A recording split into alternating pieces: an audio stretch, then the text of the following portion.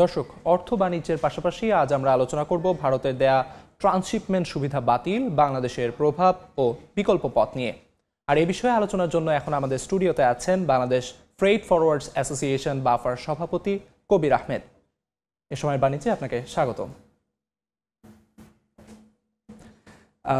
বর্তমানে আলোচনার কেন্দ্রবিন্দুতে ভারতের ট্রান্সশিপমেন্ট সুবিধা বাতিল। দীর্ঘদিন ধরে আমাদের দেশকে এই সুবিধা দিয়ে আসছিল ভারত, সাম্প্রতিক সময়ে এটি বাতিল করা হলো। এর প্রভাব নিয়ে যদি আপনাকে আমি সংক্ষেপে জিজ্ঞেস করি, প্রভাব ঠিক আমাদের অর্থনীতির কোন খাতে কতখানি প্রভাব কেমন পড়বে বলে আপনি মনে করছেন? ধন্যবাদ আপনাকে। আমি প্রথমে মনে করব যে কোনো সংকটেই একটা অপরচুনিটি আসে, সেটা আমি জাতি হিসাবে মনে করি। আর দ্বিতীয়ত, এই সুবিধাটা নিয়ে আমাদের ব্যবসায়ী মহল থেকে শুরু করে আমাদের জনগণের মধ্যে একটা ভুল বোঝাবুঝি আছে। এটা কিন্তু কোনো স্থায়ী সমাধান ছিল না, এটা ছিল একটা পক্ষকালীন একটা সমাধান। যেহেতু বিগত পতিত স্বৈরাচার গভর্নমেন্টের সময় বিভিন্ন এয়ারলাইন্সগুলো তাদের ফরেন কারেন্সি তারা রিপ্যাট্রিয়েট করতে পারতো না। তার কারণেই তখন এই বিভিন্ন এয়ারলাইন্সগুলো যেটা করেছে, তাদের ফ্লাইটের ক্যাপাসিটি তারা কমিয়ে দিয়েছিল এবং সেটার কারণেই কিন্তু এই সংকটটা হয়। এবং তখন তাৎক্ষণিকভাবে এটা সমাধানের জন্য একটা ট্রান্সশিপমেন্ট দ্বার ভারত দিয়ে খোলা হয়। তো ভারত দিয়ে আমাদের বেনাপোল হয়ে 1700 কিলোমিটার জার্নি করে আমাদের সেখানে অন অ্যাভারেজে আমাদের সপ্তাহে 600 টন মাল যেত, যেটা গত সপ্তাহ পর্যন্ত গিয়েছে।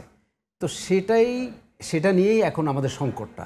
এই 600 টন মাল আমরা কিভাবে ঢাকা বিমানবন্দর দিয়ে আমরা পাঠানোর চেষ্টা করব, সেটাই এখন আমরা আমাদের বাণিজ্য উপদেষ্টা মহোদয়, নিশ্চয়ই আপনারা শুনেছেন, ওনারা বলেছেন যে এটার জন্য ওনারা কাজ করছে। এবং বাণিজ্য উপদেষ্টা মহোদয়ের সভাপতিত্বে সিভিল এভিয়েশন বিমান ইপিবির অফিসে আমরা বসেছি।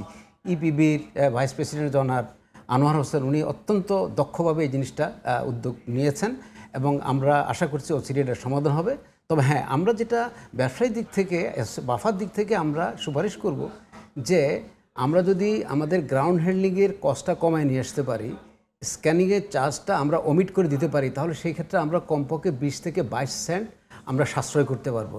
তাহলে আমরা কিছুটা হলেও যেটা আমরা কম্পিটিটিভ ইয়েতে আসতে পারবো। সেই ক্ষেত্রে তখন এয়ারলাইন্সগুলো আমাদের এখান থেকে কার্গোটা আর অন্যান্য অনেক বেশি ফ্রেটার অপারেট করার জন্য তারা উদ্বুদ্ধ হবে। এছাড়া আমাদের সিভিল এভিয়েশনের যে অন্যান্য যে চার্জেসগুলো আছে, বিমানের যে চার্জেসগুলো আছে, যেখানে নন শিডিউল ফ্রেটারের জন্য কিছু চার্জ আছে, এই চার্জগুলো যদি আমি আপনাকে একটু ইন্টারাপ্ট করি, আপনি বললেন 600 টন আমাদের পণ্য আমদানির ক্ষেত্রে, পাঠানোর ক্ষেত্রে আমাদের সমস্যা তৈরি হবে।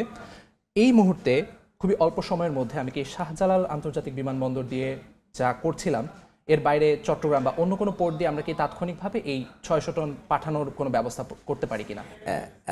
অ্যাকচুয়ালি চট্টগ্রাম বন্দর থেকে সেটা সম্ভব না, বিকজ চট্টগ্রাম বন্দরের যে কার্গো ব্যবস্থাপনা, সেখানে RA3 ভ্যালিডেশন নাই, যা সেই কারণে চট্টগ্রাম বন্দর থেকে কার্গোটা আমরা ইউরোপে পাঠাতে পারবো না। সেই ক্ষেত্রে আমাদের ওসমানী আন্তর্জাতিক বিমানবন্দর সিলেটে সেই সক্ষমতাটা আছে এবং সেটা ভ্যালিডেশন আছে এবং আমরা দ্রুত সেখান থেকেই ফ্রেটার অপারেট করার জন্য অলরেডি সর্বপ্রকার প্রস্তুতি আছে সিভিল এভিয়েশনের।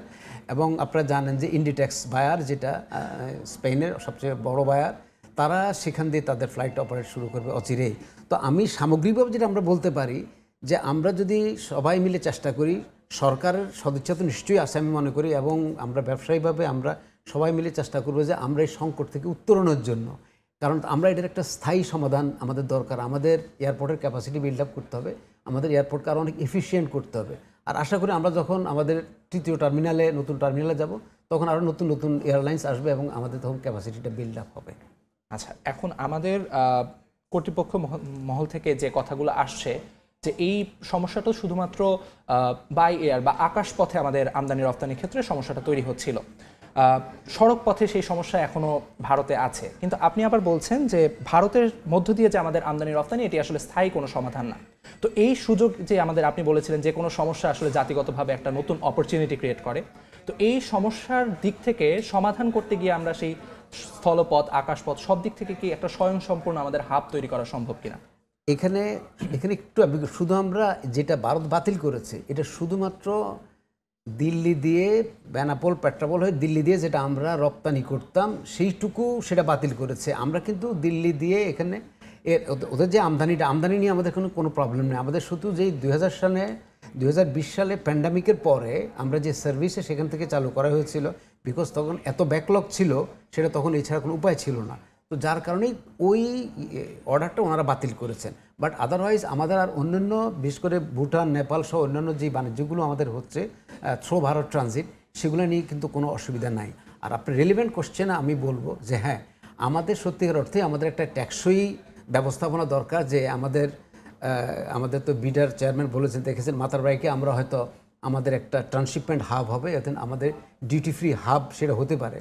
তো আশা করি অচিরেই আমরা ভবিষ্যতে আমরা যদি মাতারবাড়ি সি এয়ার কানেক্টিভিটিতে যেটা দুবাই যেটা করে ডিডব্লিউসি এবং সির যে কানেক্টিভিটিটা, সেটা যদি আমরা মাতারবাড়ি হাবকে কেন্দ্র করে চট্টগ্রাম বিমানবন্দরকে কেন্দ্র করে সেখানে ভ্যালিডেশন করে যদি আমরা একটা সিআর হাব যদি আমরা সেখানে করতে পারি, তাহলে এটা আমাদের সম্ভাবনা অনেক বড় একটা দ্বার উন্মোচন হবে। তৃতীয় টার্মিনালের কথা যেহেতু নিয়ে এলেন, শাহজালাল আন্তর্জাতিক বিমানবন্দরের তৃতীয় টার্মিনালে আমরা যতটুকু জানি কার্গো সুবিধার আমাদের যে সক্ষমতা সেটা যথেষ্ট পরিমাণে বেশি বলা চলে। তো সেটা দ্রুত চালু করা গেলে কি আমরা এই সংকট থেকে পরিত্রাণের আমাদের সম্ভাবনা কতটুকু দেখছেন? তৃতীয় টার্মিনাল চালু হলে তো নিশ্চয়ই এটা অনেক বড় ধরনের একটা ঘটনা হবে বাংলাদেশের জন্য। এবং তৃতীয় টার্মিনালটা আমরা সিম্পলি কম্পেয়ার করতে পারি চাঙ্গি সিঙ্গাপুর এয়ারপোর্টের সাথে সাথে কার্গো ব্যবস্থাপনার যে বর্তমান যে আদেলে সেটাকে করা হয়েছে। এবং তৃতীয় টার্মিনাল উদ্বোধন হওয়ার সাথে সাথেই কিন্তু অনেকগুলো নতুন এয়ারলাইন্স বাংলাদেশে অপারেট করা শুরু করবে।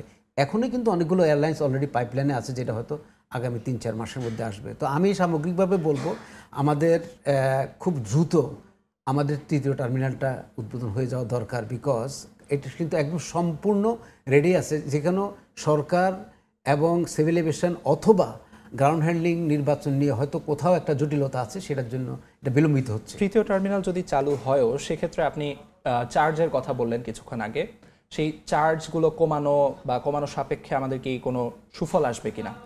আমাদের যখন when you are talking about the volume of business যখন হবে, তখন আমরা অনেক সাশ্রয়ী চার্জে আমরা কাজ করতে পারবো নিশ্চয়ই।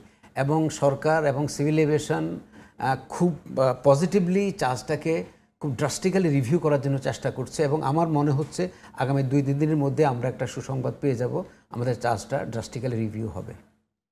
জি, চার্জ যদি কমে যায় সেক্ষেত্রে আপনি টেকসই উন্নয়নের কথা বলছিলেন। টেকসই উন্নয়নের ব্যাপারে আমাদের সব মিলিয়ে আমরা কি সেই ভারত নির্ভরতা থেকে বের হয়ে স্বয়ংসম্পূর্ণভাবে বাণিজ্যের ক্ষেত্রে আমাদের অগ্রগতি কতখানি আপনি দেখছেন? আমি যদি আমার ভীষণ যেটা 2018 সালে আদিস আবাবা তারা 100 এয়ারক্রাফট তারা সেলিব্রেট করেছে উইথ $7 বিলিয়ন এক্সপোর্টের। আজকে আমরা $57-58 বিলিয়ন এক্সপোর্ট করি। তাহলে আমাদের এখানে তো একটা এয়ারলাইন্সের হাব হতে পারে, অন্তত 100-150 এয়ারক্রাফট আমরা অপারেট করতে পারি। তো আমি আশা করি যে আমাদের যদি নতুন এয়ারপোর্ট চালু হয় এবং আমি আশা করি আমাদের সরকারের এখন যেই গতি, আমাদের ইন্টারিম গভর্নমেন্টের এখন যেই গতি, এই গতিতে যদি আমরা আগাতে পারি, নিশ্চয়ই আমরা একবারে টেকসই একটা বন্দর ব্যবস্থাপনা, কার্গো ব্যবস্থাপনা, যাত্রী ব্যবস্থাপনা হাব আমরা আমাদের ঢাকা বিমানবন্দরকে করতে পারবো আমরা। আপনি জেনে থাকবেন আমাদের বাংলাদেশের এখনও নিজস্ব ডেডিকেটেড কোনো কার্গো বিমান নেই। তো সেক্ষেত্রে কার্গো বিমান বাংলাদেশ এয়ারলাইন্স হোক বা অন্য কোনো এয়ারলাইন্সের পক্ষ থেকে কার্গো বিমান বাংলাদেশের জন্য ডেডিকেটেড কার্গো বিমান আসার কোনো সম্ভাবনা আপনি দেখছেন কিনা? এটা আমরা বিভিন্ন মহল থেকে আমরা চেষ্টা করছি বাংলাদেশে ডেডিকেটেড এবং রুটিন কার্গো সার্ভিস করার, শিডিউল ফ্রেটার করার জন্য। যে ফ্রেটারটার শিডিউল ফ্রেটার, যেন আমাদের প্যাসেঞ্জার শিডিউল ফ্লাইট আছে, সেখানে আমরা বেলিতে কার্গো আমরা করে থাকি।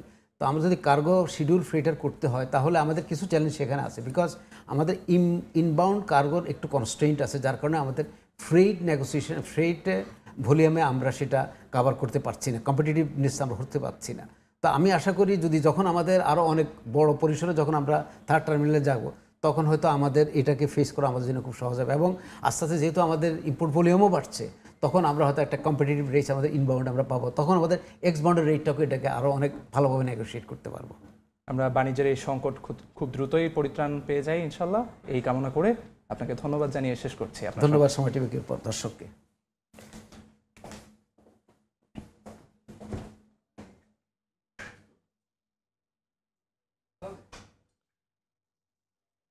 বাফার সভাপতি কবির আহমেদ আমাদের সঙ্গে ছিলেন ভারতের ট্রান্সশিপমেন্ট বাতিল নিয়ে আলোচনা করতে।